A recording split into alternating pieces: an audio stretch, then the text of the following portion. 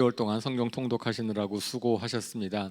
지금 아직도 저희가 에스겔을 보고 있는데 아직 안 읽은 책들이 많이 있죠. 한 달 동안에 다 이제 읽게 되겠습니다. 에스겔. 지난주에 저희가 에스겔 선지서를 배웠어요. 그래서 에레미야가 이스라엘 땅에서 예언할 때 하나님께서는 에스겔 예언자를 바벨로니아 땅에서 포로로 된 그곳에서 하나님의 말씀을 전하게 하셨습니다. 특별히 이제 환상을 통해서 보여주셨고 에스겔 선지자의 삶을 통해서 삶 가운데서 하나님께서 시각적으로도 알려주시고 좀 그랬다는 것 특별히 배웠죠. 그다음에 특별히 지난주에 저희가 많이 살펴봤던 것은 사람들은 별로 심각하게 생각하지도 않는데 하나님 보실 때는 그것이 얼마나 하나님을 떠나 다른 우상을 섬기고 다른 걸 섬기는 것이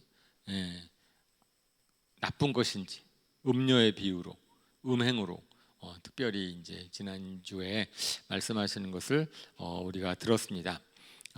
그리고 이제 에스겔이 한 번 더 남았죠. 내일 하면 이제 마지막 끝나고 이제 되니까 또 일주일 동안 저희는 에스겔서를 읽으면서 일주일을 보냈습니다. 그래서 25장부터 45장까지의 내용은 거기에는 이제 열방에 대한 심판도 있고 그 다음에 이스라엘의 회복에 대한 메시지가 있습니다. 특별히 어저께 오늘은 성전을 새롭게 하시는 그러한 말씀을 읽었는데 그 내용에 대해서 살펴보도록 하겠습니다.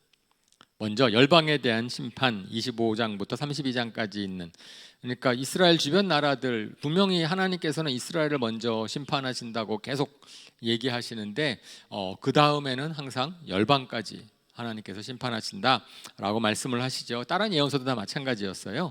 그리고 바빌로니아를 심판의 도구로 삼으실 것이다라고 이야기를 하셨습니다. 그러면서 계속 이제 말씀하신 에스겔서에서 정말 60번 정도 정말 많이 나오는 것이 비로소 그럴 때야 비로소 너희가 내가 주인 줄 알게 될 것이다. 내가 모든 역사를 주관하신 주관자이시다. 만물의 주권자이시다라고 말씀을 하십니다. 하나님이 세상을 다스리시는 분이심을 드러내는 거죠. 계속 반복되니까 이거는 또 나왔네 이렇게 읽으셨을 수 있어요. 그런데 특별히 에스겔서를 통하여서 하나님이 열방을 왜 심판하신다고 하시나에 대한 내용을 좀 보면서 어쩌면 우리가 위로도 받고 그 다음에 또 도전도 받을 것 같습니다. 특별히 이제 처음에 암몬 얘기가 나올 때 심판의 핵심 이유로 하나님께서 에스겔 선지자를 통해서 말씀하여 주신 것이 이스라엘의 패망을 기뻐했다라고 하는 겁니다. 암몬에게는 대적이고 우리도 남이 잘못되는 거 기뻐하지 않습니까? 남이 잘못되는 것 사실 기뻐한다기보다는 은근히 기뻐하죠. 겉으로는 못하지만은 속으로 그런 경우가 있는데 사실은 하나님께서 굉장히 안타까워 하시죠. 하나님은 모든 사람이 망하는 거를 원치 않고 특별히 하나님의 사람들이 하나님의 백성들이 잘못되는 거 원치 않는데 누가 그걸 갖다가 기뻐한다. 그래서 그것을 갖다 핵심 이유라고 하고 그 다음에 그래서 너희가 이제 동방 사람 바빌로니아의 소유로 넘겨줄 것이다. 그래서 이제 그런 것에 동일하게 너희가 비웃는 그 이스라엘처럼 너희도 비웃음을 당하게 될 것이다라고 말씀을 하십니다. 그리고 모압에 대한 심판도 하나님의 백성을 이방 백성과 같이 여겼다.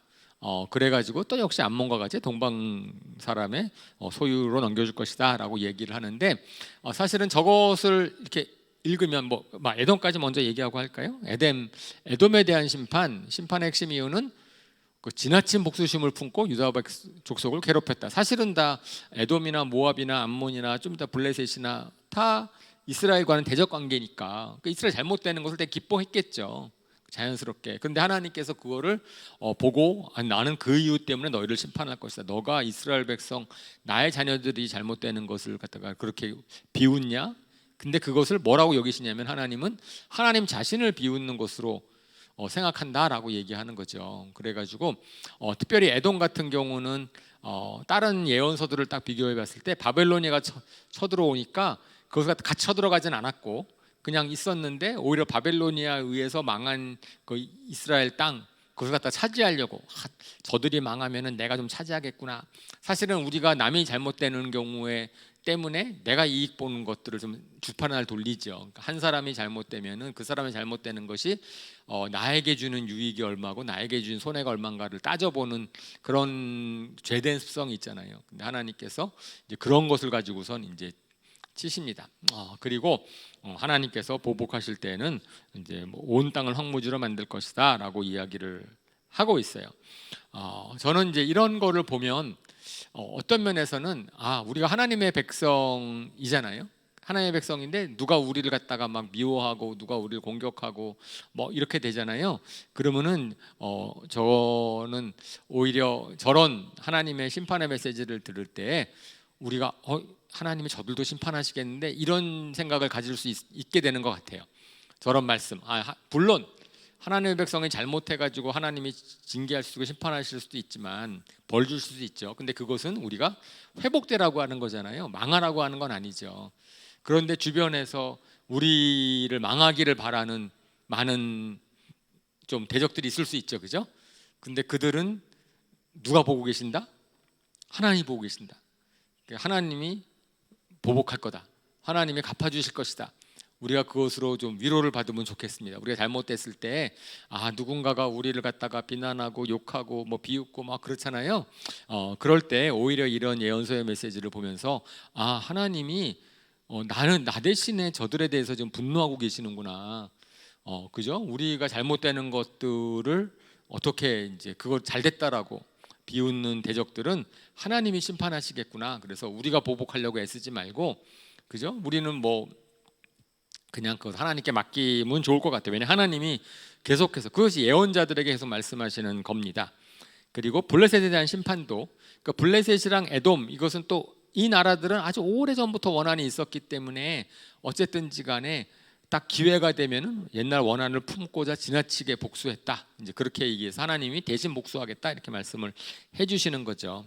그래서 우리가 그런 앞에 나와 있는 암몬, 모압, 뭐 에돔, 블레셋 뭐 그런 나라의 심판들에 대해서는 뭐 특별하게 뭐 새로운 메시지라기보다는 모든 예언자들을 통하여서 그런 하나님께서 복수해 주신다라는 말씀을 하고 있다라는 것을 기억했으면 좋겠습니다.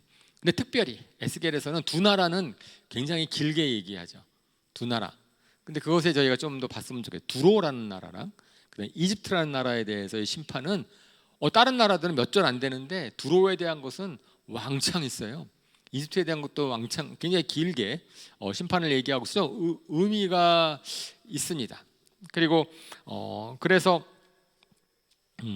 특별히 두로에 대한 심판은 또 요한계시록에 대한 심판이랑 요한계시록에서 말씀하시는 심판이랑 사실 에스겔서에서 하나님께서 말씀하시는 내용들이 나중에 보면은 요한계시록 연결되는 것들이 좀 있습니다. 연결되는 것들이 있어서 아마 그런 것들에 대해서 우리가 좀 이제 더 강하게 하나님께서 하는 것 같습니다. 나중에 이제 에스겔서는 성전도 그렇고 뭐 말씀하는 회복들이 아직까지 이루어지지 않은 마지막 때 이루어질 것 같은 얘기들도 있거든요. 그런 의미에서 두로와 같은 것들도 마지막 때 요한계시록에서 하나님께서 말씀하시는 거랑 연결이 되는 면이 있습니다. 그러니까 두로라는 나라는 이제 심판의 이유는 그러니까 이스라엘의 멸망으로 자기가 유익을 받게 됐다라고 얘기했는데 사실은 두로라는 나라는 어떤 나라냐 하면은 이제 무역으로 부강한 나라죠. 무역으로 부강해진 나라입니다. 두로가 레바논에 있잖아요. 레바논이죠. 좀 우리가 레바논 선교 여행을 가면은 두로 시돈 지방을 한번 구경시켜 주는데 우리 임경을 선교사님이 그렇게 되면은 거기가 해안 지방 지중해의 무역의 중심지이기 때문에 아주 돈을 많이 벌고 그 다음에 이제 두로가 자기를 갖다 굉장히 이제 강한 나라로 자랑했던 그런 나라이지요. 그랬을 때 앞에 나라과 마찬가지로 이스라엘이 일종의 경쟁국이었어요. 무역에 있어서 뭐 두로가 군사적으로 이스라엘을 침범한 적은 없어요. 그러니까 이스라엘이랑 두로랑은 기본적으로 관계가 좋았어요.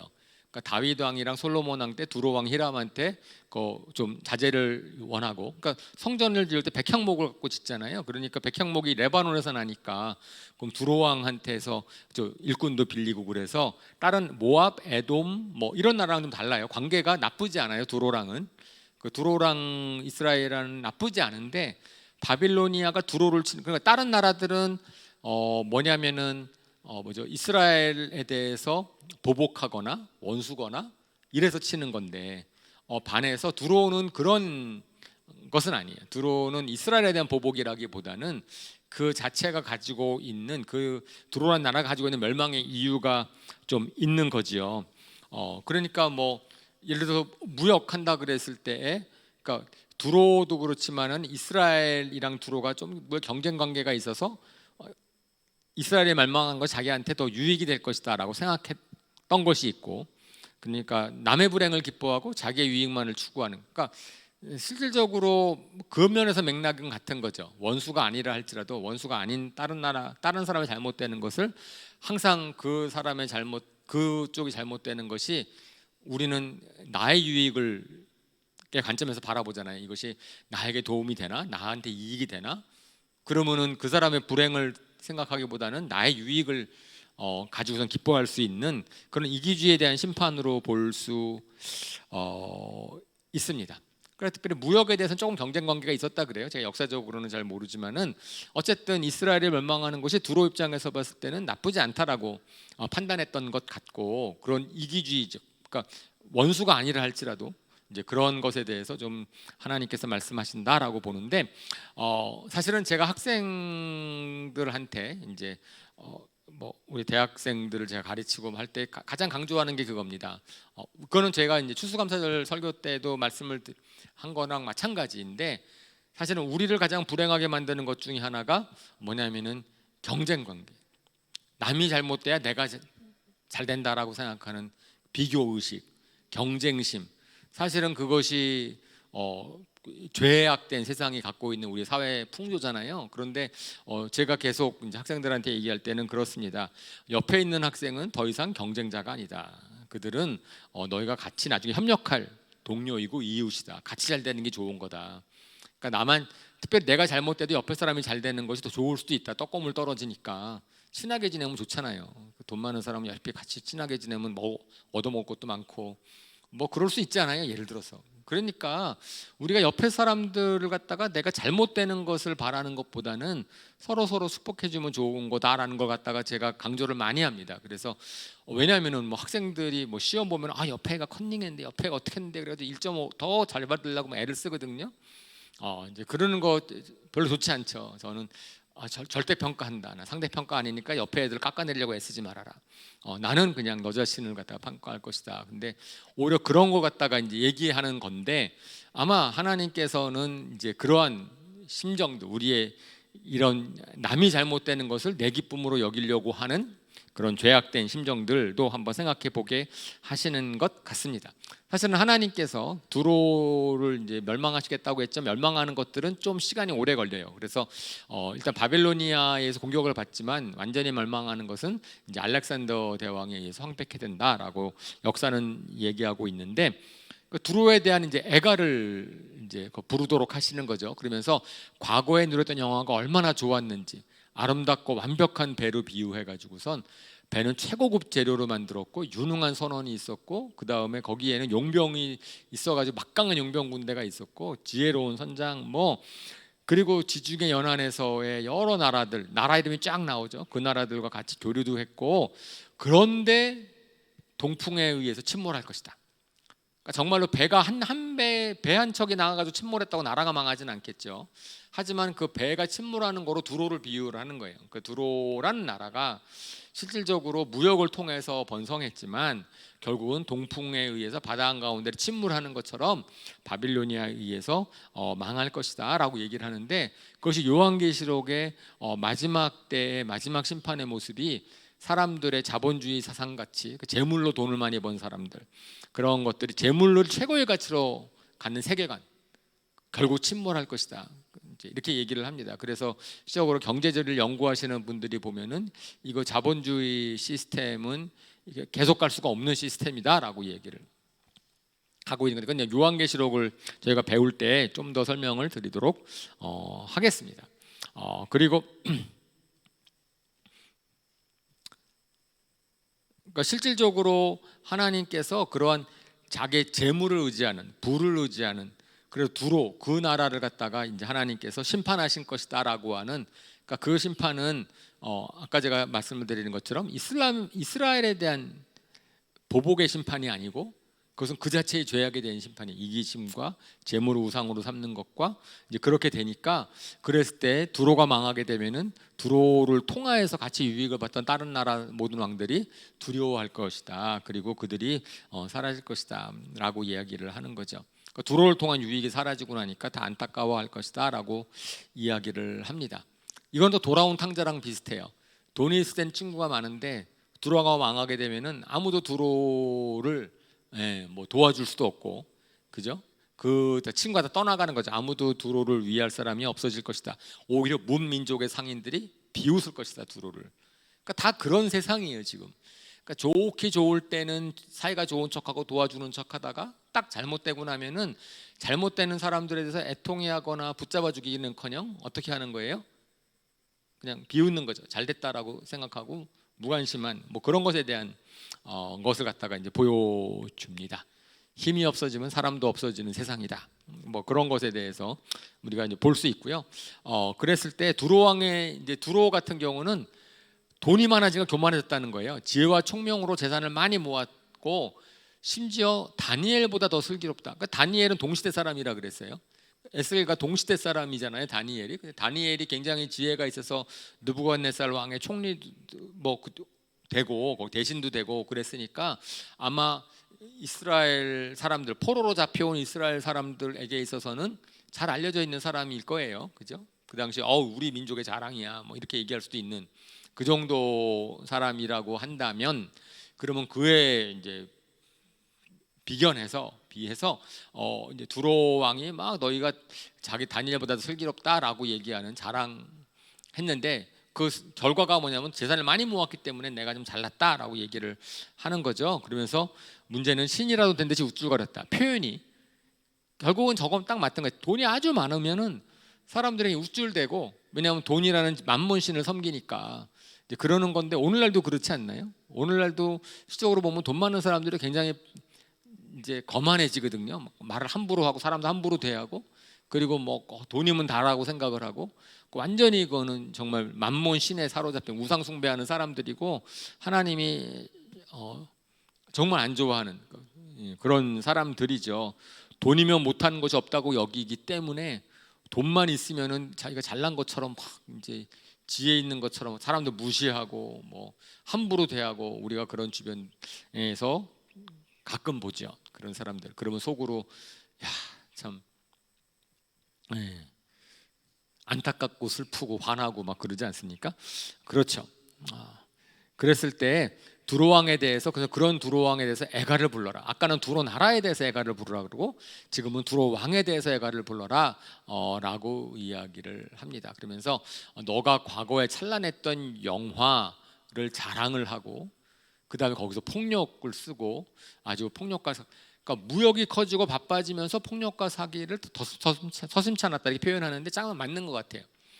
사람들이 없을 때는 겸손하고 없을 때는 잘하다가 돈이 많아지면 악행이 더 심해집니다. 자기 힘이 세지면 자기 마음대로 할 수 있는 게 많아지니까. 그래서 근데 힘이라는 게 돈일 수도 있고 세상에서의 권력일 수도 있고 세상의 지혜일 수도 있고, 그래서 많이 배울수록 많이 가질수록 힘을 많이 가질수록 훨씬 더 조심해야 되거든요. 훨씬 더 죄에 빠지기가 쉽단 말이에요. 자기를 의지해서. 이제 그런 것에 대해서 얘기를 합니다. 그래서 디모데전서 6장 9절에서 10절, 우리 이미 읽었던 거지만 다시 한번 이 말씀이 저는 생각이 났어요. 한번 같이 한번 읽어볼까요? 시작. 그러나 부자가 되기를 원하는 사람은 유혹과 올무와 여러 가지 어리석고도 해로운 욕심에 떨어집니다. 이런 것들은 사람을 파멸과 멸망에 빠뜨립니다. 돈을 사랑하는 것이 모든 악의 뿌리입니다. 저는 저 두로에 대한 심판에 대해서는 딱 저거 같아요. 그러니까 부자가 되기를 원하는 사람, 부자가 되기를 원하십니까? 부자가 되기를 원하십니까? 이제 그러면은 저 말씀은 꼭 기억하셔야 됩니다. 저거 해로운 욕심에 빠져들어서 파멸로 이끌 수 있다. 돈을 사랑하는 사람은 돈을 사랑하는 것이 모든 악의 뿌리이다. 그래서 하나님의 불심판으로 제거될 것이다라고 이제 두로 왕에 대해서 애가를 불러라라고 하면서 얘기를 하는 겁니다. 그러니까 처음에는 몰랐는데 돈을 많이 버니까 그 다음부터는 이제 교만해졌고 자기가 신이라 된지 우쭐거렸고 그러다가 하나님의 불심판으로 결국은 죄가 될 것이다. 세상에서 잘 되는 것은 죄가 아니죠. 근데 좀 전에 제가 말씀을 드리는 것처럼 세상에서 잘 될수록 죄에 빠지기 쉽습니다.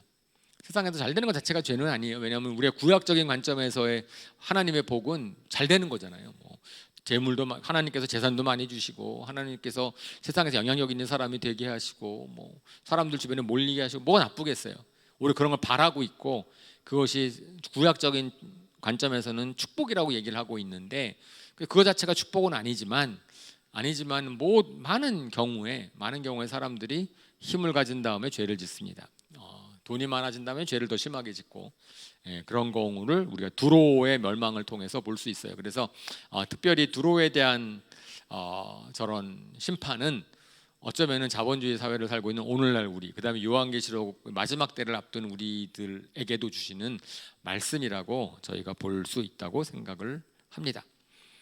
그리고 이제 시돈에 대한 심판이 잠깐 언급되어 있는데 시돈은 두로보다 약간 북쪽 40km 정도 위에 떨어져 있는 곳이고요. 사실은 두로랑 같은 성읍이에요. 그래서 레바논 여행을 가면은 시돈 땅을 지난 다음에 그다음에 두로까지 왔다가 그다음에 거기 밑에 내려가면 또 헤즈볼라 거주가 있어서 두로 정도까지밖에 못 가요.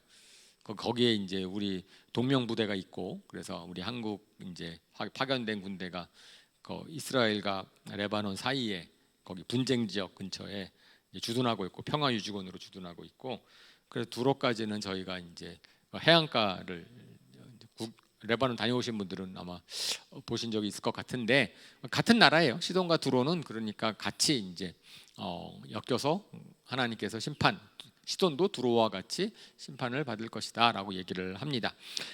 실질적으로 두로랑 시돈은 얼마나 이제 부유했는지 시돈과 두로 고 지역을 갖다가 페니키아 지역이라 그러고 구약에서는 베니게 지역 들어보신 적 있을 거예요. 구약의 베니게 페니키아 지역이라고 하는데 보니까 불사조를 영어로 뭐라 그러죠? 피닉스라 그러죠, 그죠? 피닉스라는 단어가 이 페니키아에서 유래됐다는 말이라고 합니다. 그러니까 다시 말해서 이게 저 나라는 안 망한다. 저 나라는 어떤 상황 가운데서 이제 막강한 이제 나라이다라고 워낙 재물이 많고 돈이 많고 그리고 이제 바벨로니아가 와도 멸망을 시키지 못했던 것이 이제 두로가 아주 이제 철옹성 그러니까 침범하기 어려운 곳에 성을 쌓고 있었기 때문에 그래서 오히려 더 교만했다라고 알려져 있는 거죠. 그런 나라인데도 이제 결국은 심판을 받을 것이다라고 예언을 했고 실질적으로 그것이 이루어졌습니다. 자, 그래서 두로에 대한 심판은 좀 길었어요. 자, 그 다음에 또 한 나라 이집트에 대한 심판이 또 굉장히 길게 나옵니다. 왜요? 이집트는 뭐냐면 바빌로니아의 포로 잡혀왔던 이스라엘 사람들이 끝까지 의지했던 나라예요. 그래서 지난 주에도 저희가 봤지만 그 이스라엘의 왕들이 왜 이집트를 갖다가 그거 그냥 의지할 만하지도 않은데 의지하고 있느냐라고 이제 하나님께서 말씀하셨으니까 하나님께서 결국은 이집트에 대한 예언의 말씀을 주시는 것은 포로들에게 바벨로니아에 잡혀 있는 포로들에게 하나님만이 의지할 거지 이집트를 의지할 게 아니다. 이집트는 다 망한다라고 얘기를 하는 겁니다. 그래서 이집트가 더 이상 이스라엘 족속에 의지할 나라가 되지 못한다라고 얘기를 하는 겁니다. 근데 사람들은 믿질 않은 거예요. 이집트라는 나라가 망할 것에 대해서 워낙 항상 부강한 나라였으니까. 예를 들어서 우리한테 중국이 망할 거야, 일본이 망할 거야 그러면은 이게 안 믿어지거든요. 계속 강한 나라로 있었으니까, 강한 나라로 있어 왔으니까. 그러니까 이제 거의 그런 셈이죠. 그러니까 이집트를 왜 의지하려고 했느냐? 이스라엘 왕들이 뭐 정말 바보 같아서 그러냐? 아니, 그게 아니고 하나님을 의지하지 않으면 어쨌든 주변에 찾는 거잖아요. 가장 의지할 만한 대상을 찾다 보니 그건 바벨로니아가 아니면 이집트인 거죠. 양쪽 사이에 껴 있으니까. 우리나라도 그럼 미국, 중국 그런 나라를 의지하는 게 하나님을 의지해야 되는데 실질적으로 이제 잘못해가지고선 뭐 한쪽 편에 들어야 되겠다 이렇게 되는 것들 좀 이제 문제가 있을 수 있겠죠. 그리고 그러니까 이집트가 더 이상 이스라엘 족속이 의지할 나라가 되지 못할 것이다. 그러면서 이제 비유를 하는 것을 이제 악어로 비유했어요. 그러니까 나일강의 악어인데 흙탕물을 튕기고 다 뭐죠? 그렇게 오히려 나일강을 더럽히는 그런 악어로 이제 그 이집트의 바로 왕을 갖다가 이제 비유하고, 이집트라는 나라가 근데 사막으로 던져져 가지고 날짐승과 들짐승에게 물어 뜯길 것이다라고 얘기하고, 40년 동안 황폐해지겠지만은 다시 회복은 되는데 더 이상 힘센 나라가 안 될 것이다. 사실은 그런 것 같아요, 역사적으로. 그래서 지금 이집트가 있지만 이집트 나라가 강대국이라고 아무도 얘기하지 않죠. 그 역사 이후로 과거에 그 초강대국이었던 이집트가 어쨌든 이거 바빌로니아한테 망한, 그러니까 공격을 당한 다음부터는 그대로 이루어졌어요. 하나님의 에스겔을 통해서 주신 말씀이 이루어졌습니다.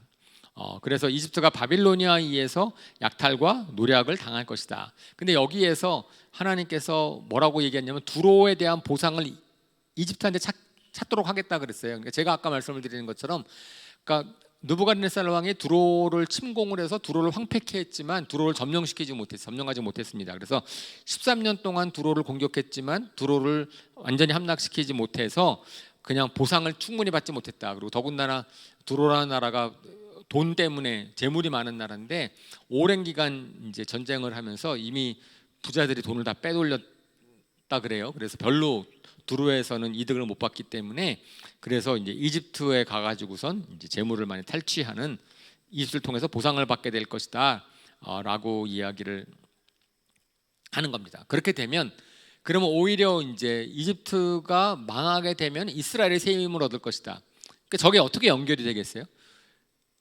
이집트를 의지했던 이스라엘인데 이집트가 망해버렸어. 그러면 힘이 빠져야 되는 것 아니에요? 그죠? 그러니까 이집트를 의지하는 힘은 빠지죠.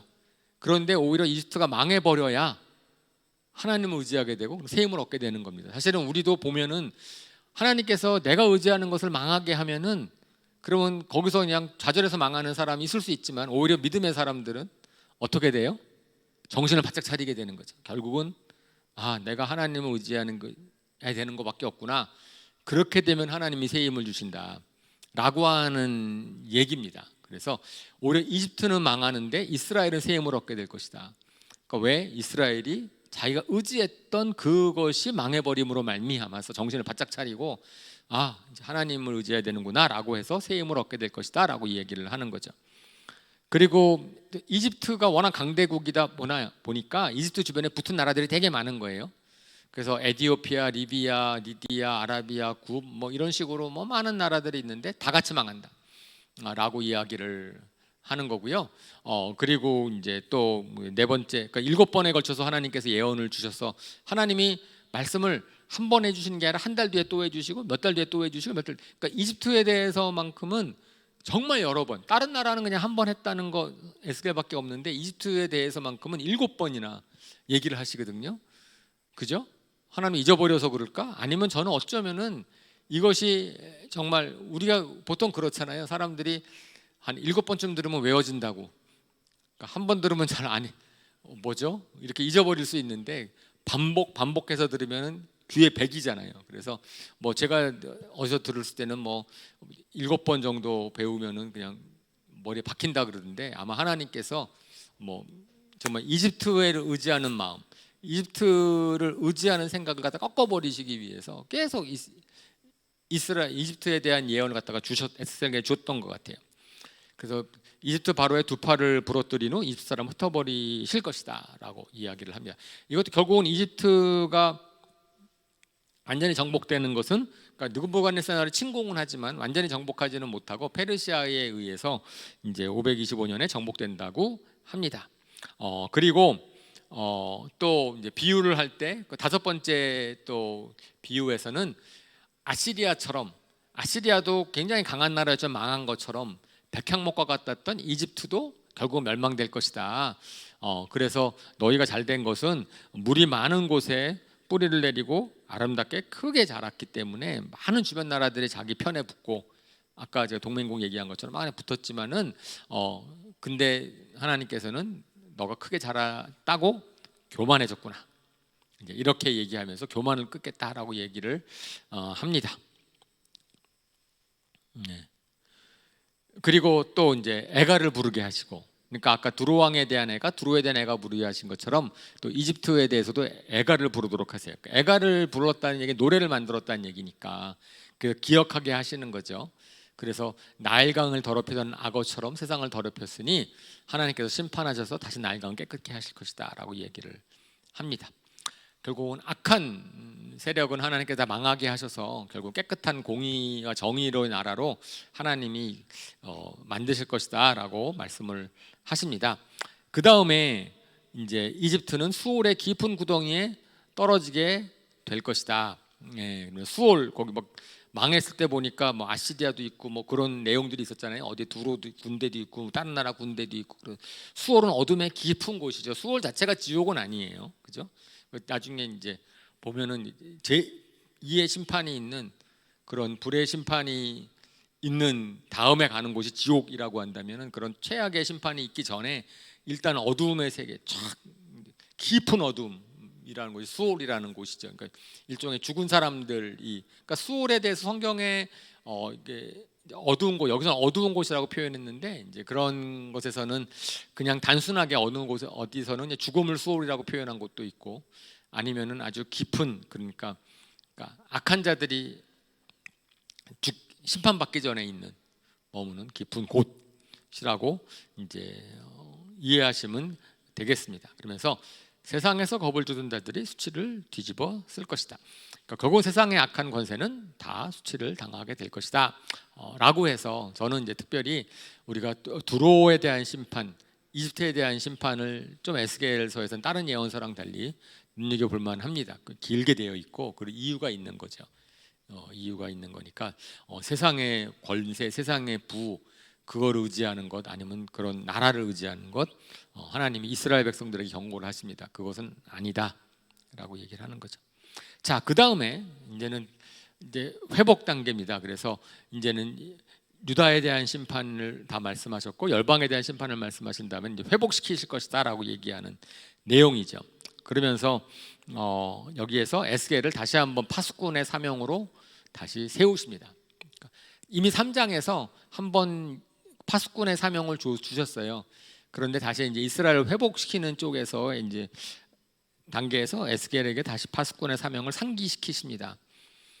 그러면서 이제 이 구절은 굉장히 유명한 말씀드리기 때문에 우리 자신들, 우리 크리스찬들에게도 이제 적용할 만한 얘기입니다. 하나님께서 우리를 파수꾼으로 세우셨다. 이 땅에 파수꾼으로 세우셨다. 그러니까 적군이 오는 것을 경고하지 않으면 파수꾼의 임무는 망하는 것을 경고하는, 적군이 오는 것을 공경하는 건데 우리가 그것을 경고하지 않으면 전쟁의 패배의 책임을 파수꾼한테 묻는다.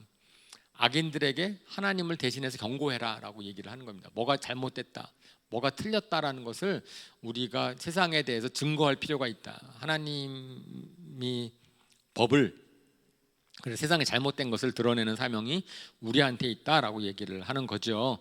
그리고 하나님은 회개하고 용서하시고 회복하시는 분이시기 때문에 그건 지난주에 우리 읽었어요, 그죠? 악인이 죽는 것을 하나님 기뻐하시지 않는다. 에스겔서를 통해서 나는 회개하고 살아라 라고 하는 것이 에스겔서를 통해서 우리한테 주시는 메시지인데, 그러니까 죽는 것을 원치 않는다. 그러면서 하나님의 공평하심을 갖고선 씨름을 하는 거죠, 그죠? 하나님의 공평하심을 씨름을 해가지고선 선하게 살았지만 지금 내가 악한 일을 하고 있어. 그러면은 그 사람은 선한 일 때문에 사는 게 아니고 지금 하는 악한 일 때문에 죽는 거죠. 그러니까 사실은 그것이 다른 종교, 불교나 이슬람교나 사실 하나님이 누구를 상 주고 누구를 벌 주냐에 대한 기준이 뭐냐면 천칭이잖아요.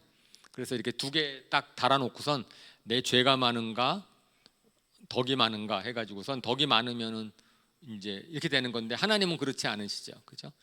과거에 임만한 죄가 있어서 콱 누워졌다 할지라도 그래도 지금 내가 회개하고 선한 일을 조금 하면은 그것 때문에 하나님은 구원해 주시는 분이시다. 그 다음에 과거에 선한 일을 왕창 많이 했는데 지금 내가 하나님한테 악하다 그러면은 하나님께서는 지금 심판하신다라는 겁니다. 그러면서 어느 게 더 공평하냐 하나님이 물어 보시는 거죠. 그러니까 세상적인 산술적인 계산에서는 뭐 어떻게 될 것 같아요?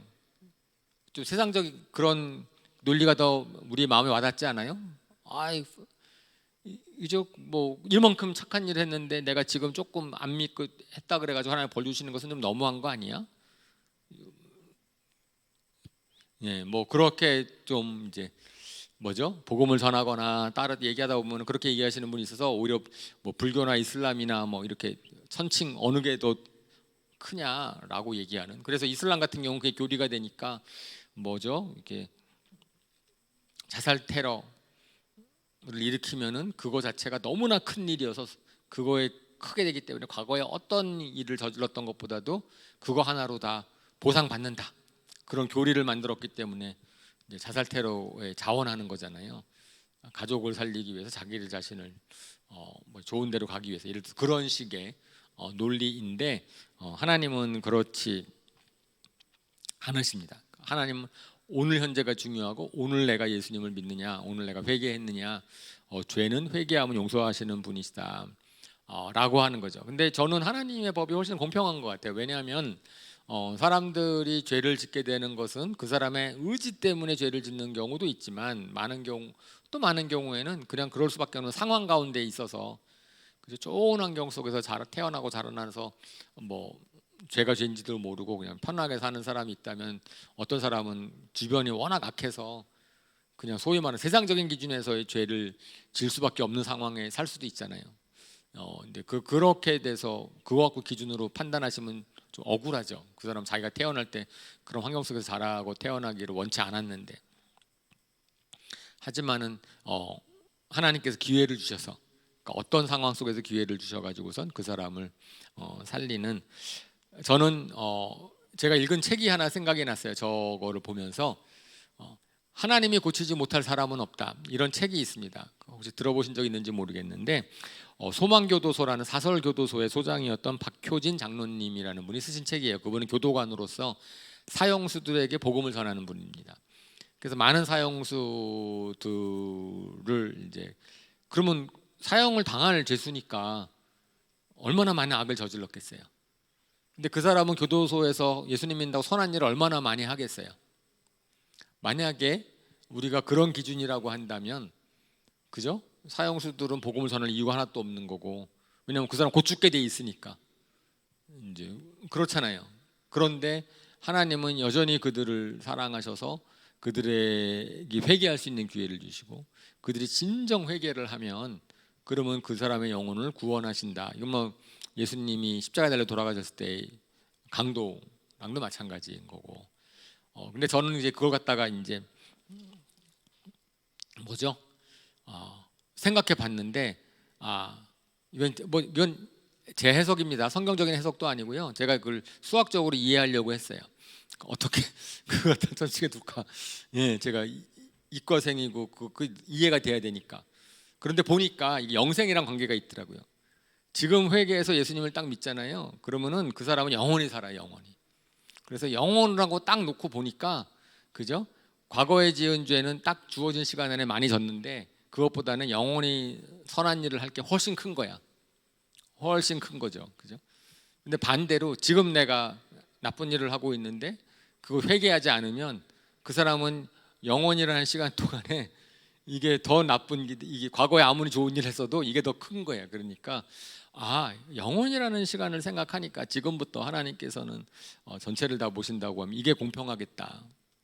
그러니까 맞는 거죠. 그러니까 악한 사람 죽이는 것보다는 악한 사람이 회심하고 착한 일을 하는 게 훨씬 더 좋잖아요. 사람들한테도 그죠. 그러니까 하나님의 공평하심 그걸 갖다가 이제 에스겔을 파스콘으로 세우는 과정에서 말씀을 하십니다. 그 다음에 또 두 번째로 에스겔의 입을 열어주시는 장면이 나와요. 에스겔이 지금까지 막 예언을 많이 했는데 그러면 뭐 어떻게 예언한 거야? 생각할지 모르겠는데 보시면 에스겔 3장을 우리가 배울 때 주의 깊게 우리가 안 읽었을 텐데 하나님께서 뭐라 그랬냐면은 에스겔을 내가 너의 입을 막게 하겠다. 너가 벙어리가 되게 하겠다는 말씀을 하세요. 벙어리가 되게 하겠다는 말씀을 하시고 이제 에스겔 이스라엘 회복을 얘기하실 때 내가 너의 입을 열어주겠다고 이제 말할 수 있게 한다고 얘기하거든요. 그러니까 실질적으로 보면은 에스겔은 하나님이 주신 심판의 예언을 제외하고는 말을 못한 거예요. 이게 상상할 수 있어요. 그러니까 하나님께서 에스겔한테는 사람아 너가 이런 말을 자기 의사, 자기 뜻으로 말을 하는 것을 갖다가 못하게 하셨다는 거죠. 그런데 24장에 보면은 예루살렘이 함락당한 소식을 듣게 되었을 때 내가 너 입을 열어주겠다, 그런 말씀을 또 하세요. 그러고 나서 33장에 드디어 예루살렘의 함락 소식을 누군가가 전해줍니다. 그러니까 12년 10번째 달에, 원래 11년 9번째가 11년에 망하거든요. 근데 거기서 이제 오는데 한 1년 좀 걸렸나 봐요. 이스라엘이 망한 다음에 이쪽 와가지고 자기한테 소식을 전해주는 사람이 도착할 때 그 소식을 들은 다음에 하나님께서 입을 열어주셔서, 내가 너 입을 열어주겠다 그랬으니까, 사실은 에스겔 예언자는 3장에서 처음에 환상을 보고 하나님의 말씀을 들은 다음에 내가 너로 하여금 벙어리가 되게 하겠다라고 했을 때, 그 벙어리는 뭐냐면 하나님의 말씀, 예언의 말씀만 전하는 통로가 되는 거예요. 자기 말을 하지 못하게 만들었고, 그랬는데 그러니까 나와 있는 것들은 하나님이 주신 말씀만 예언하게 한 거죠. 근데 이제 함락 소식을 들은 다음부터는 내가 너 입을 열겠다라고 이야기를 합니다. 그리고 에스겔의 입을 열어가지고 또 다시는 백성들의 죄를 이제 또 선포하게 하시죠. 그리고 에스겔에게 사람들이 이제 뭐 에스겔의 말을 듣기를 많이 원하지만, 에스겔을 통해서 하나님의 말씀이 뭔지를 듣기를 원하는데, 실질적으로는 그러니까 사실은 사람들이 하나님의 말씀을 듣기를 원해요. 듣기를 궁금하잖아요. 에스겔이 예언자니까 예언자가 뭘 가르치지? 우리도 성경 말씀을 배우기를 원할 수 있죠, 그죠? 근데 문제는 배운 다음에 순종하지 않는다. 이스라엘 백성이 똑같다. 지금 바벨로니아의 포로로 잡혀 있는 그들도 너를 통해서 내 말을 듣기를 원하지만은 그들은 기본적으로 순종하지 않는다. 왜냐하면은 마음으로 자기 욕심을 따르고 있기 때문에 그렇다라고 하는 거죠, 그죠? 그러니까 백성들의 이스라엘 백성들에 대한 고질적인 선민의식, 그러니까 하나님께서 자기네들에게 약속하셨으니까 그 땅을 자기에게 줄 것이다라고 얘기하는데, 문제는 그들이 그러면서도 악행을 계속하고 있다, 그 잘못된 것이다라고 이야기를 하십니다. 그 다음에 이제 거짓 목자와 참 목자의 역할을 대조해서 설명을 하세요. 그래서 이스라엘의 지금까지의 거짓 목자들은 이제 이스라엘의 지금까지 종교적인 지도자들이죠. 거짓 예언자들, 그 다음에 종교 지도자들, 그들은 거짓 목자였다. 그러면 자기 이속만 챙겼고 양떼를 강압과 폭력으로 다스렸고, 또 하나님, 그래서 그 양떼들이 막 흩어지는 것에 대해서도 그들이 어떠한 일도 하지 못했다라고 얘기를 합니다. 그러니까 하나님께서 말씀하시기를 이제 내가 친히 너희를 돌볼 것이다 라고 약속을 주세요. 그래서 흩어진 양떼를 다시 모을 것이고, 내가 먹이고 돌보실 것이고, 또 상한 자를 고치실 것인데, 근데 여기에서 또 에스겔서에서 표현이 뭐가 있냐면은 양들을 모아내 돌보실 터인데, 그 중에서 약한 양과 이제 상처받은 양은 내가 돌볼 것이지만 살찐 양들, 튼튼한 것들은 내가 멸할 것이다. 살찐 양과 야윈 양 사이에서 심판하실 것이다 라고 이야기를 하십니다. 그거 뭐예요? 주변에 여위고 약한 어린 양들이 많은데 한 양이 살쪘어. 그거는 뭔가 좀 암시하는 게 있는 거죠. 그러니까 주변에 다른 양들보다 자기 욕심을 계속 챙기느라고 옆에 양들이 뭘 먹지 못하게 했다든지, 비유로 얘기하자면. 그러니까 주변에 어려운 가난한 사람들이 많고 힘든 사람들이 많은데 그들을 외면한 거를 갖다 지적을 하시는 거죠.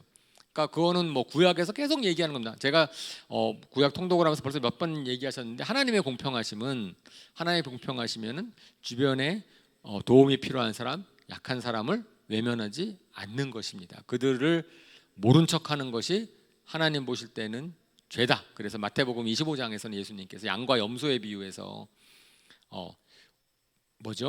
염소 무리들을 보고서는 너희가 어려운 사람들에 대해서 관심 없었고 무시했고 몰라라 했으니까 너희는 지옥에 간다라고 말씀을 하시거든요. 그러니까 깜짝 놀래죠. 야, 예수님이 그 말씀하시는 내용 갖다가 말 그대로 얘기를 받아들이면은 좀 이제 겁나는 얘기지만은, 그 얘기는 뭐냐 하면 그 얘기는 뭐냐면 그만큼 우리가 구원받은 자로서 구원받았다. 예수님 나만 구원받는 것으로 끝나는 게 아니라는 거예요. 성경에서는 우리가 구원을 굉장히 개인적인 거로 생각해서 나만 천국 가면 돼. 나만 천국 가서 다른 사람도 어떻게 되냐는 관계없어. 예, 그런 구원 개념은 사실은 성경적인 구원 개념은 아니에요.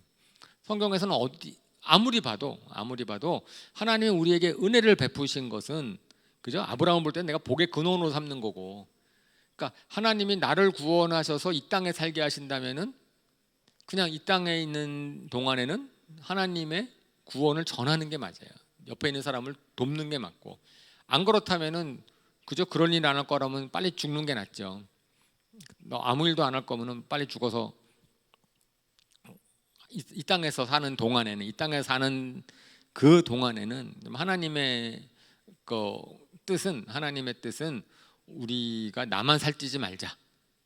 그죠? 나만 잘 되는 거 하지 말자. 옆에 있는 사람들이랑 나누자. 예. 하나님의 은혜를 나누고 복을 나누자. 이것은 저희가 아무리 부인하려고 해도 부인할 수 없는 성경의 확실한 메시지입니다. 예. 그리고 여기에서 하나님께서 에스겔로 하여금 메시아를 보내줄 것을 얘기하세요. 그래서 계속 내종 다윗이 그들의 목자가 될 것이다. 내종 다윗. 사실은 그래서 우리가 다윗의 자손 메시아에 대한 생각이 드는 거거든요. 그러니까 메시아에 대한 예레미야에서도 있었고 에스겔에서도 계속 메시아를 보내줄 것이다. 목자가 되게 하실 것이다. 그러면서 평화의 언약을 주시고 사방에 복을 내려주실 것이다 라고 하는 예언을 에스겔을 통해서 주십니다. 네. 그리고 이제 이스라엘의 회복을 갖다가 마지막으로 선포하시면서 이스라엘 산들에 대해서 예언을 해라라고 이야기를 하면서 그건 계속 반복되는 거니까 다시 모을 것이고, 그래서 이방 나라 비적들이 우리 수치를 당할 것이다. 그런데 그 과정에서 에스겔서에서 굉장히 강조하는 게 뭐가 있냐면은 그죠? 이스라엘 백성은 계속 하나님의 거룩하신 이름을 더럽혔다는 거예요. 그런데 나는 내가 거룩한 이름을 회복할 것이다. 그러니까 사실은 이스라엘 백성들이 회개해서 아이고 내가 하나님의 이름을 거룩하게 여긴 걸 회방했구나, 그러면 내가 하나님의 이름을 높여야지라고 생각해서 회개해서 높이면 좋겠어요. 그런데 그 일이 잘 안 이루어지는 거죠. 안 이루어지니까 결국은 하나님께서는 내가 하겠다. 하나님이 이스라엘 회복시키시는 이유는 이스라엘 백성이 회개했기 때문에 잘 됐기 때문에라기보다는 하나님의 거룩하신 이름을 회복시키기 위해서, 그러니까 구원의 역사는 실질적으로 하나님의 나라가 확장되는 역사는 하나님이 하시거든요. 거기에 이제 우리가 반응하는 거죠.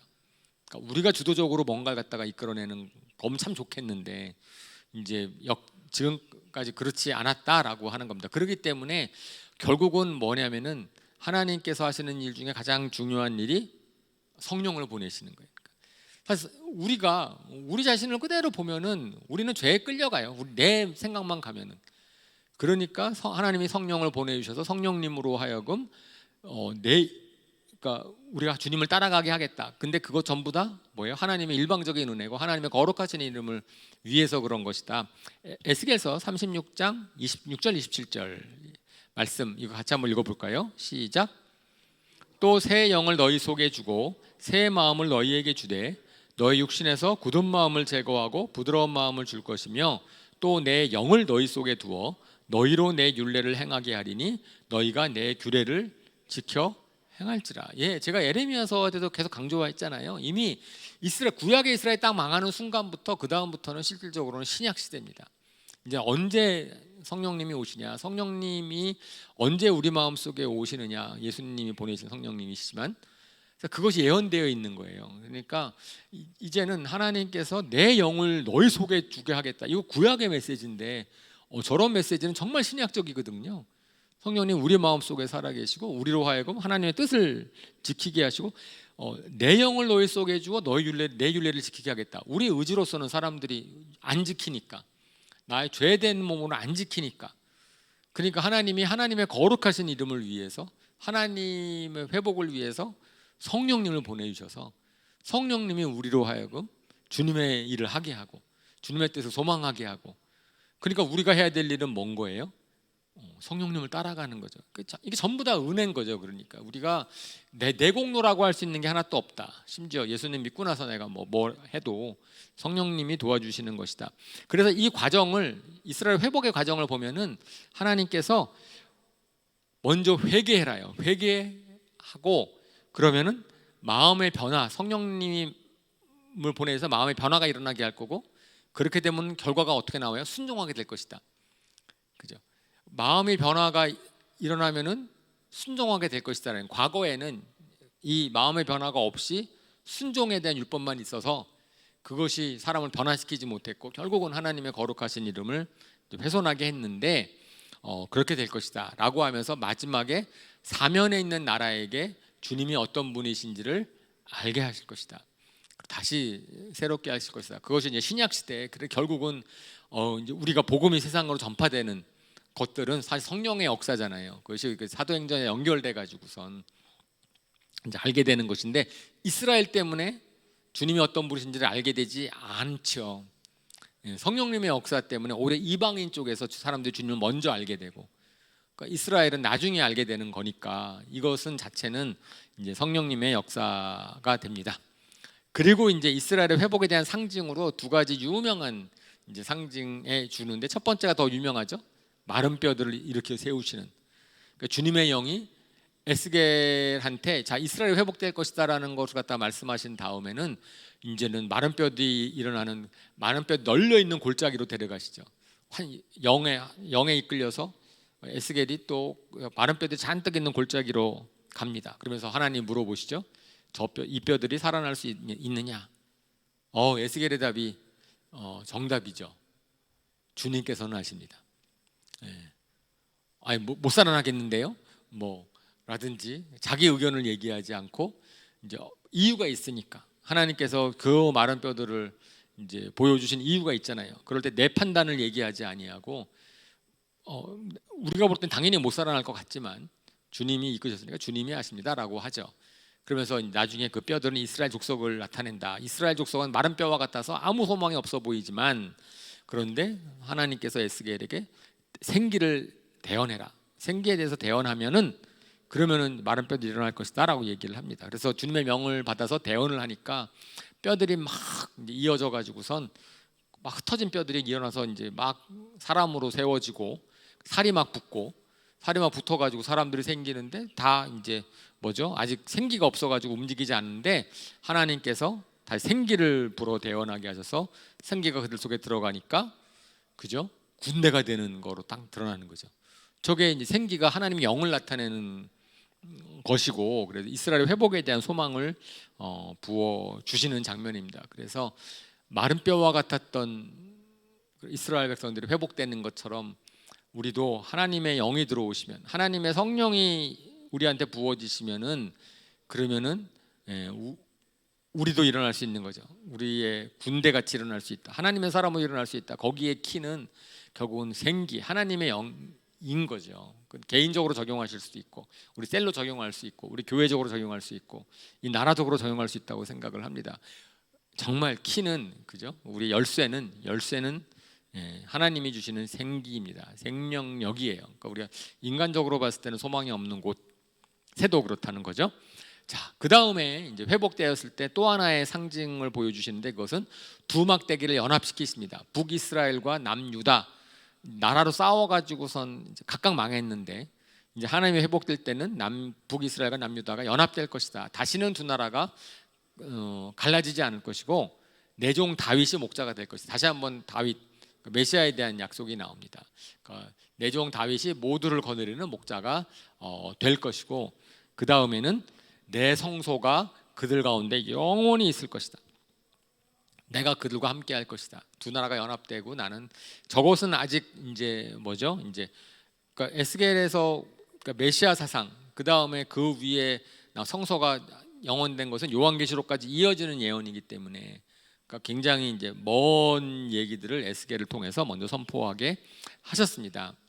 자, 그 다음에 이제 성소 얘기가 나오기 전에 마지막 이제 이스라엘 회복을 방해하는 요소가 있을 터인데, 그것이 이제 곡의 침략이다라고 얘기합니다. 곡. 그래서 마곡 땅에서의 곡, 마지막 날에 하나님 나라에게 최후 공격을 하는 악한의 세력. 그래서 이 부분도 요한계시록이랑 같이 겹쳐요. 요한계시록 천년왕국 이후에 이제 뭐 하나님께서 무적행해서 이제 사탄이 갇혔던 사탄이 나와가지고선 마지막 나라들을 모아서 전쟁을 할 것이다라고 하는 하나님의 나라와 전쟁을 할 것이다라는 것이 요한계시록에 예언이 되어 있거든요. 이제 그거랑 여기 이제 연결되는 내용입니다. 아직 이루어지지 않은 예언이고 천년왕국 이후의 전쟁이라고 생각할 수 있는데, 마곡이라는 지역은 러시아 흑해랑 카스피해 사이에 있는 러시아 남쪽이라고 하는데, 그러니까 이스라엘 입장에서 봤을 때는 북쪽 끝이에요. 근데 저 고개 연합군들이 다 나라들이 이제 근처 마곡이라는 연합군들이 유럽에 속한 나라들,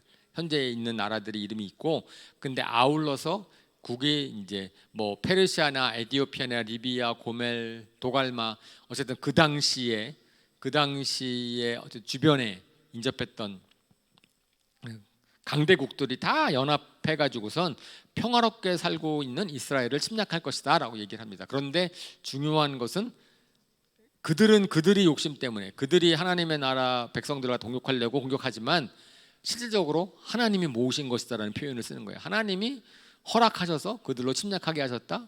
왜냐하면은 하나님이 그들을 한꺼번에 심판하실 것이니까, 마지막 때 한꺼번에 심판하실 것이니까. 그러면서 하나님이 그들에게 진노하실 터인데, 이스라엘은 도저히 못 이기죠. 그 무시무시 큰 사탄의 세력들이 공격을 하는데 어떻게 이스라엘 자체가 이기겠어요? 근데 하나님이 이기신다. 하나님이 그들에게 전염병을 보내시고 칼을 보내시고 천자지변을 보내셔가지고선 그들이 다 망하게 할 것이다 라고 해서 사해 동쪽의 하몬곡 골짜기라는 곳에 곡의 무덤이 되게 할 것이다. 거기에 모든 시체들을 다 글로 보내는데 뭐 7개월 동안 시체를 치워도 다 못 치울 것이다 라고 얘기하고, 그러니까 끔찍한 전쟁이 마지막에 있을 것이다. 그제서야 온 민족이 하나님의 권능과 영광을 인정하게 될 것이다 라고 얘기를 합니다. 그러니까 이스라엘의 회복의 마지막 이제 장애물이, 완전한 회복이 일어나는 장애물이 나중에 사탄의 이제 세력의 공격이 될 것이고, 그것은 잘 몰라요. 우리가 요한계시록의 예언도 똑같이 나와 있는데 그것이 어떤 모양으로 우리에게 임할지 잘 모르지만은 결국은 여전한, 그러니까 에스겔에서에서 주신 예언의 말씀을 다시 한번 요한계시록에 이제 주시고 계시고, 우리는 그런 예언이 아직은 이루어지지 않았지만 언젠간 이루어질 것이라고 믿을 수 있습니다. 자, 그 다음에 이제 그 다음 부분은 이제 성전과 예배의 회복이에요. 하나님께서 회복을 하신다고 하셨을 때 뭐라고 마지막에 말씀하셨냐면은, 내가 이스라엘 가운데 성소에 있어서 영원히 함께하겠다. 그러니까 그것은 요한계시록에 마찬가지로 새 예루살렘이 내려오는 거랑 같이 생각할 수 있거든요. 새로 생각할 수 있어. 그래서 새 성전의 환상을 보여주십니다. 근데 이것은 새 성전의 환상은 포로로 잡혀온 지 25년째 되는 해. 그러니까 앞에 서 있는 예언이랑 꽤 시간 간격이 있어요. 10몇 년 이상의 시간 간격이 있는 예언으로 보여주시는데, 다시 한번 이스라엘로 데려가시죠. 그러니까 이것은 뭐랑 연결되냐면은, 하나님이 에스겔을 처음 이스라엘로 데려가셨을 때는 뭘 보여줬냐면은 성전이 얼마나 우상 숭배로 가득한지를 보여주신 거예요. 그죠? 방마다 뭐 여러 우상을 막 숭배하는 일들을 보여주신 다음에 마지막에 하나님이 그걸 왜 보여주셨어요? 하나님의 영광이 성전을 떠나는 걸 보여주신 거거든요. 하나님이 영광이 성전을 떠나가지고선 동쪽 문으로 갔다가 문지방으로 갔다가 저 산꼭대기로 갔다가 떠나버렸어. 그런데 이제 쭉 회복을 멸망하신 다음에 다시 이제 하나님의 영광이 이스라엘 성전으로 돌아오는 예언을 주시는 거죠. 돌아오는 예언을 주시는 건데, 그럴 때 이미 성전은 다 망해버렸으니까 새로운 성전을 갖다가 환상을 주십니다. 성전의 환상을 그러면 이스라엘 족속들에게 알려줘라 라고 얘기를 해요. 근데 거기 측량의 단위가 이제 세번역에서는 장대라고 되어 있죠. 장대라고 되어 있고 한자라고 되어 있는데, 한 자는 팔꿈치부터 여기 손끝까지, 가운데 손끝까지 한 다음에 여기 이제 손바닥을 하나 더 넓이를 한 거여서 대략 50cm라고 생각하시면 됩니다. 53cm라고 그러는데 어쨌든 50cm라고 보면, 그러면 그것이 6개 있는 게 한 장대예요. 그래서 3m쯤 돼요. 그래서 벽이 3m쯤 되는 높은 벽으로 잔뜩 둘러서져 있는 거고요.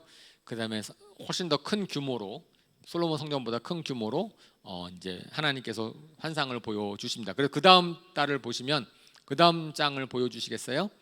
예, 그림부터. 그래서 그림을 저도 이제 또 열심히 찾아가지고선 어느 게 제일 보시기 쉬울까 해가지고 뭐 단면도가 있고 저런 이렇게 조감도가 있고 뭐 이런 것 중에서 조감도를 일단은 골랐고요.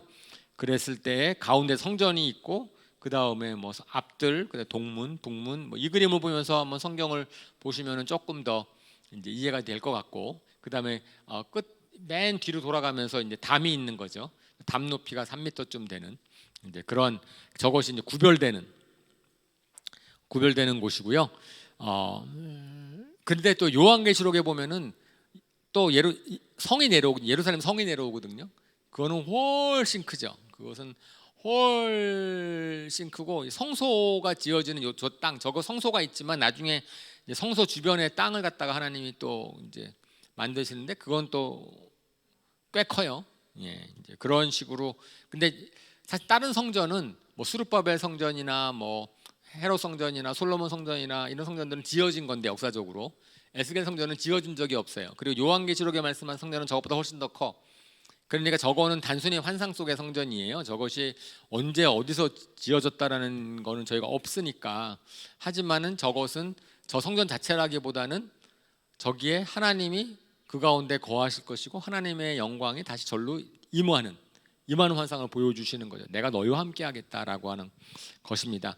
성전의 특징은 이제 높은 담으로 속된 곳과 이제 구별되는 거가 있는 거고, 그다음에 지성소와 성소의 구분이 거기 문으로 되어 있어요. 휘장이 아니고 이제 문으로 되어 있는 거를 볼 수 있고, 언약궤도 없고 진설병도 없고 등잔대도 없고, 그러니까 구약의 성소의 개념이랑은 좀 다르죠. 더 이상 그런 식의 그런 상징은 더 이상 필요가 없다. 그리고 여기에는 하나님이 거하시는 곳이기 때문에 동쪽 문은 닫혀 있도록 이제 하십니다.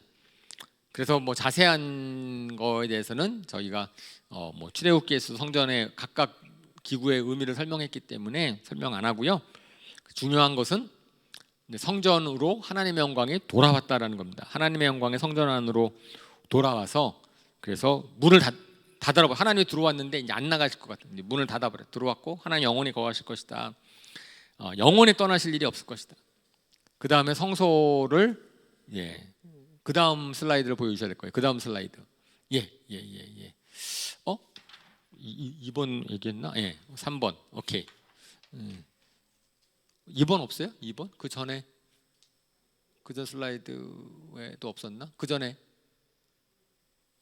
2번이 빠졌네. 1번 다음에 3번이네. 노트에는 있어요. 여러분 노트에는 있고요. 그래서 여러분 노트에는 거기 있는데 다른 거 아니에요. 그냥 이번에는 뭐냐면은 이제 하나님의 영광이 성전으로 들어오시는 거예요.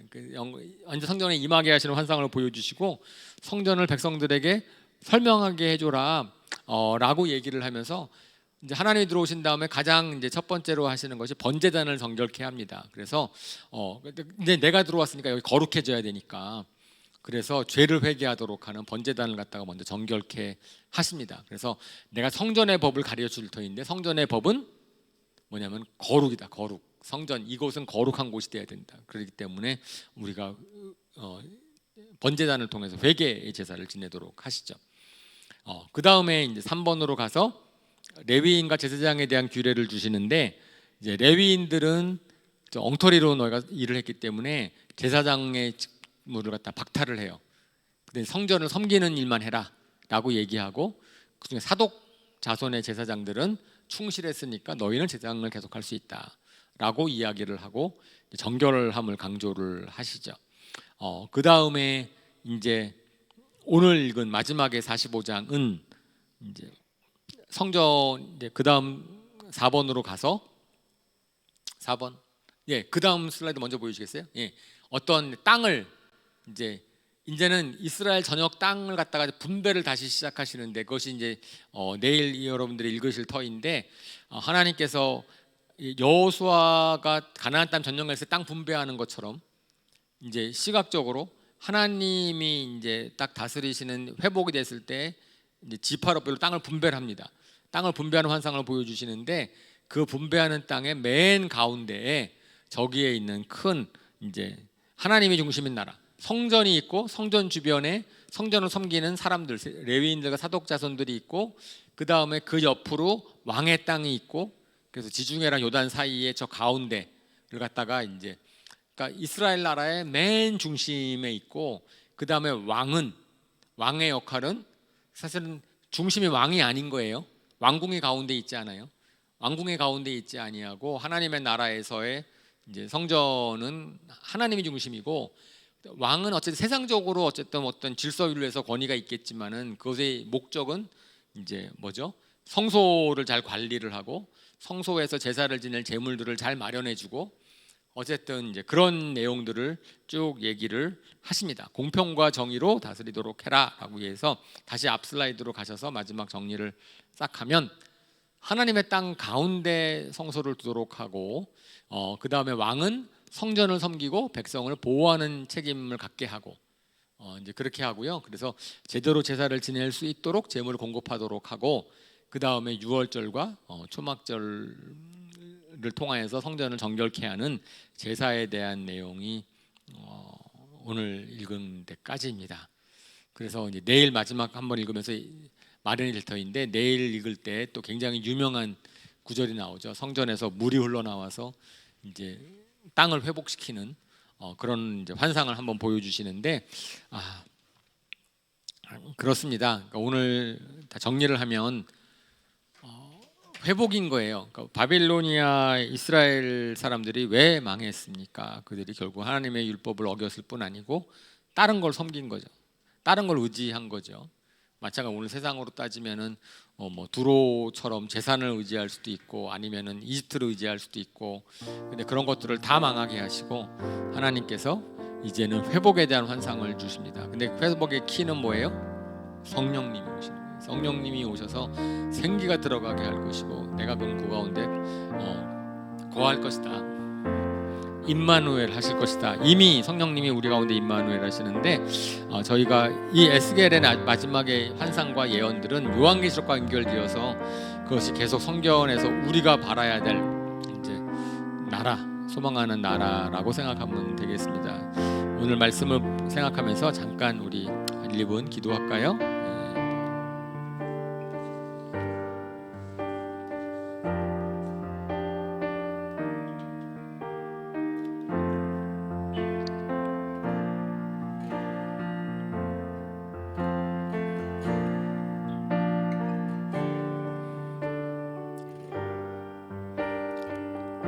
성령의 새바람이 우리 불어왔으면 좋겠습니다. 우리나라에도 성령의 새바람이 불어왔으면 좋겠고, 우리 교회에 성령의 새바람이 들어왔으면 좋겠습니다. 우리가 그런 마음으로 우리 찬양합시다.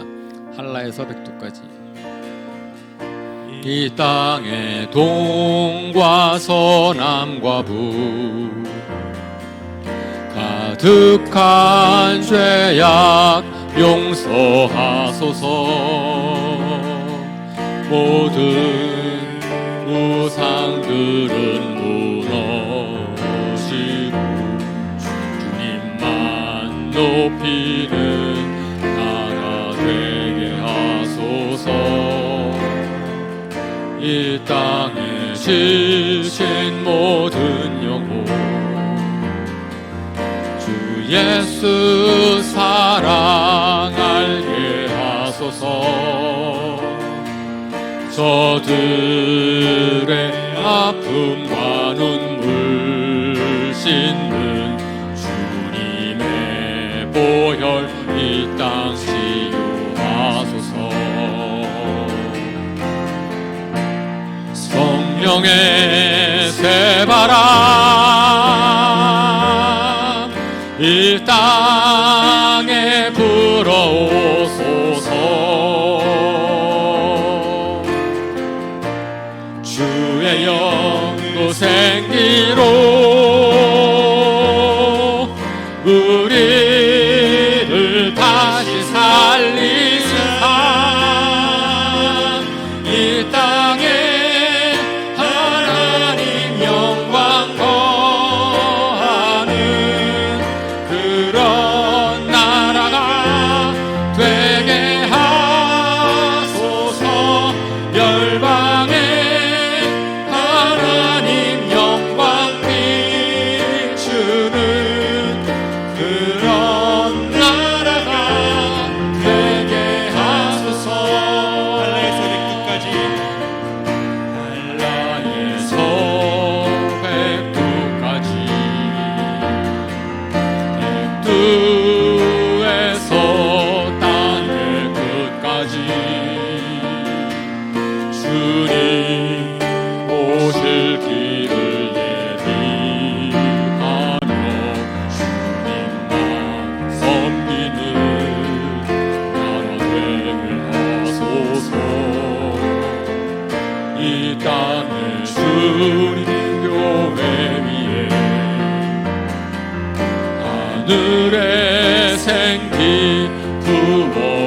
주소서.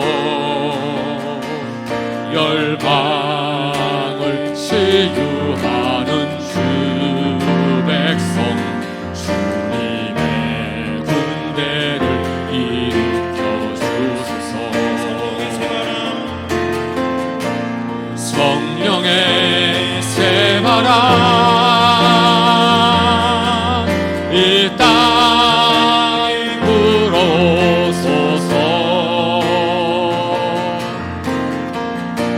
주의 영생기로 우리를 다시 살리사 이 땅에 하나님 영광 더하는 그런 나라가 되게 하소서. 열방에 하나님 영광 비추는 그런 나라가 되게 하소서. 아멘. 감사합니다. 에스겔 말씀을 통하여서, 예언을 통하여서 저희에게도 정말 주님께서 성령을 사모하게 하시니 감사를 드립니다. 마른 뼈와 같은, 다 정말 소망이 없이 지쳐있는 영혼들이 있습니까? 지쳐있는 교회들이 있습니까? 이 나라가 그런 나라 아닙니까? 성령의 새바람이 불어올 수 있도록 정말 주님 저희를 대형케 하여 주시옵소서. 성령님께서 오셔서 저희를 살려주셔서 하나님 정말 다시 살아나는, 하나님의 영광을 돌려드리는, 하나님의 영광을 구하는 하나님, 그런 우리 한 사람들, 우리 교회 되게 하시고 그런 나라 될 수 있도록 인도하여 주시기를 간절히 기도합니다. 주님의 약속의 말씀이, 주님 에스겔 선을 통해서 주신 약속의 말씀이 이루어지기를 정말 소망합니다. 주님의 뜻을 이루어 주시옵소서. 말씀을 주심을 감사드리며 예수님의 이름으로 기도합니다.